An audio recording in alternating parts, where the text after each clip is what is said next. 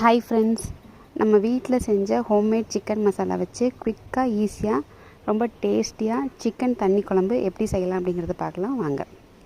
ஒரு கடாயில் கொஞ்சமாக எண்ணெய் ஊற்றி ஒரு பெரிய வெங்காயம், ஒரு கைப்பிடி சின்ன வெங்காயம், பச்சை மிளகா மட்டும் சேர்த்து நல்லா வதக்கி அரைச்சி எடுத்து வச்சுக்கலாம்.